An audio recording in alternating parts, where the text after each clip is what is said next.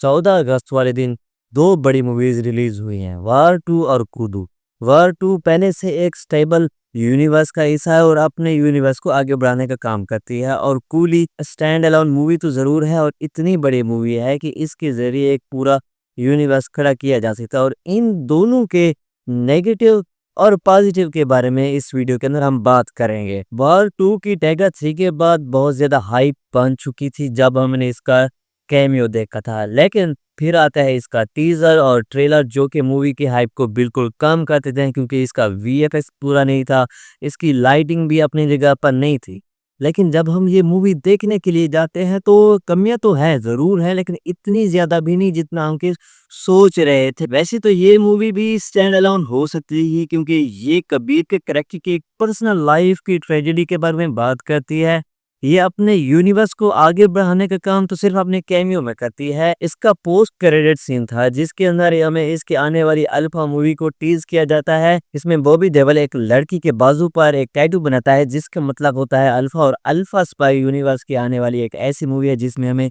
पहली female lead spy देखने को मिलेगी, और उसे प्ले कर रही हैं आलिया भट्ट, और ये मूवी भी इसी साल के आखिर में आ जाए। अगर बात करें कूली की,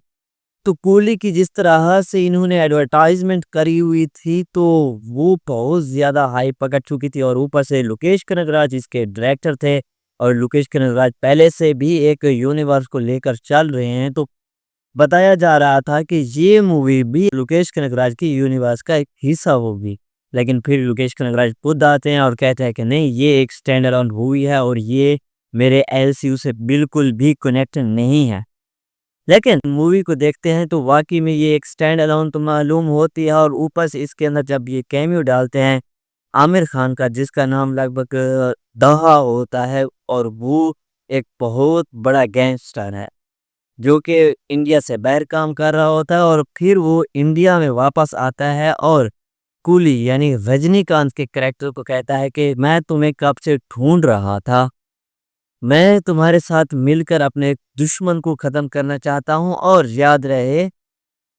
आमिर खान के दाहा का जो कारोबार है वो घड़ियों का कारोबार करता है, और घड़ियों में सबसे जो महंगा ब्रांड है उसे रोलेक्स कहते हैं, और मुकेश कनगराज के एलसीयू का सबसे बड़ा जो विलन है उसका नाम भी रोलेक्स है।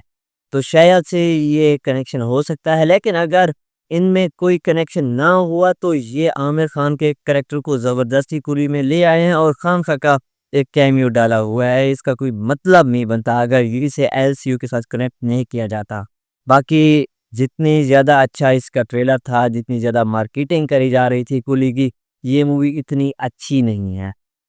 दोनों मूवी में कंपैरिजन करें, पहली मूवी के टीज़र और ट्रेलर से उसकी हाइप कम हो गई थी, लेकिन मूवी अच्छी निकली, मुझे तो अच्छी लगी। और अगर बात करें कूली की तो इसकी हाइप और ज़्यादा बढ़ रही थी, लेकिन मूवी इतनी अच्छी नहीं निकली कि आप इसे इतना ज़्यादा हाइप दे दें। रही बात वार 2 के अंदर कैमियोज़ की, तो कैमियोज़ एक्सपेक्ट किए जा रहे थे, और ऊपर से कई बार टीज़ किया भी गया है टाइगर को, पठान को। मूवी में तो नहीं आते, लेकिन उनको टीज़ करने का मतलब ये है कि इनकी आगे आने वाली मूवी टाइगर वर्सेस पठान की हाइप ये अभी से बिल्ड करना शुरू कर चुके हैं। टाइगर वर्सेस पठान के अंदर ये फिर से वार 2 वाला कंसेप्ट अगर यूज़ करेंगे तो मूवी में वो ट्विस्ट और टर्न्स बाकी नहीं रहेंगे, ये हर बार वही सेम टिपिकल स्पाई मूवी बना रहे हैं। खैर, ये थे मेरे ओपिनियन कूली और वार 2 को लेकर। आपका क्या कहना है इस बारे में, मुझे कमेंट में ज़रूर बताएं।